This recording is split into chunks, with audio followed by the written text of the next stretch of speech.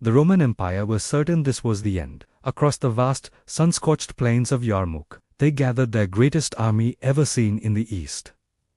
We're talking hundreds of thousands of soldiers, a sea of steel and standards, led by their most elite commanders. They had spent years preparing for this moment. A final, decisive blow to crush the rising tide of Islam. They believed victory was not just possible, it was guaranteed. Facing this monumental force was a much smaller Muslim army. They had limited resources, fewer weapons, and were vastly outnumbered. But they had something Rome didn't. Something Rome couldn't understand. They had unwavering faith. And they had one commander who would change the face of warfare forever. Khalid ibn the Roman generals, brimming with confidence, looked across the battlefield and openly mocked the Muslims. They saw a small, poorly equipped group of desert warriors. They are few, they sneered. They will be crushed before noon. The Roman soldiers were clad in heavy armor, disciplined from centuries of military tradition. They had the numbers, the experience, and the arrogance of an empire that had dominated the world for centuries. But as they would soon learn, faith is a weapon far stronger than any steel. What happened next was something no military academy could have predicted. Khalid ibn al-Walid didn't just meet the Roman force. He rewrote the rules of battle. He unveiled a revolutionary strategy that left the Romans confused and terrified. He organized his smaller army into mobile strike units, a concept far ahead of its time. These weren't static lines of infantry waiting to be hammered. These were fluid, fast-moving groups that could react in an instant. His cavalry, the legendary mobile guard, wasn't just for charging. It became a rapid response force, capable of reinforcing any part of the battlefield at a moment's notice. Imagine the Roman perspective.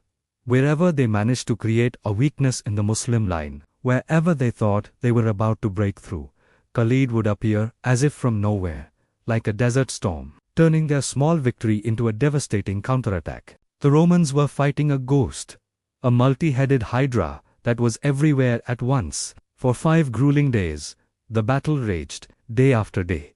The mighty Roman legions threw everything they had at the Muslim lines. They charged with overwhelming force, confident that sheer numbers would eventually wear them down. And day after day, they failed. Khalid's brilliant tactics anticipated their every move, plugging gaps, flanking their advances, and inflicting heavy casualties. The morale of the seemingly invincible Roman army began to crack. Doubt, the most corrosive of all fears, began to seep into their ranks. Then, on the 6th and final day, history itself seemed to intervene. As the battle reached its fever pitch, a massive sandstorm erupted, a phenomenon common to the region but devastating on this day. The wind howled, and thick dust blinded the Roman soldiers. Their carefully organized formations, the bedrock of Roman military doctrine, collapsed into chaos. Soldiers couldn't see their commanders, couldn't hear their orders. Fear turned into outright panic. Seeing his opportunity, Khalid ibn al-Walid gave the order for a final, all-out assault. The entire Muslim army surged forward as one, their voices rising above the wind with thunderous cries of Allahu Akbar, God is the greatest. It was a terrifying, awe-inspiring sight. The already broken Roman lines shattered completely. What followed was not a battle, it was a rout. One of the greatest defeats in the long and storied history of the Roman Empire. The aftermath of Yarmouk was world-altering. Rome's centuries-long dominance over the region was broken forever.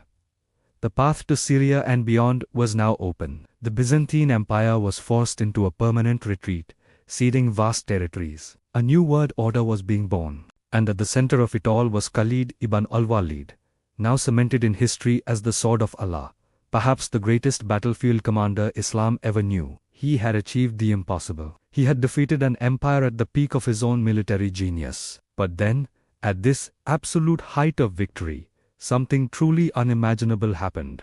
Khalid ibn al-Walid, the undefeated general, was removed from his command. There was no defeat, no mistake, no failure on his part. He was simply dismissed.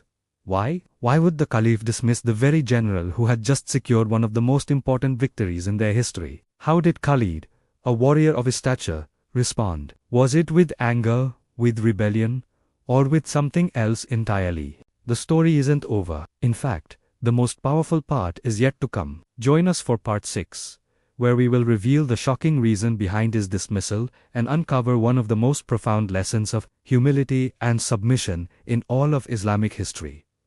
You won't want to miss it. Thanks for watching, and make sure you're subscribed so you don't miss what happens next.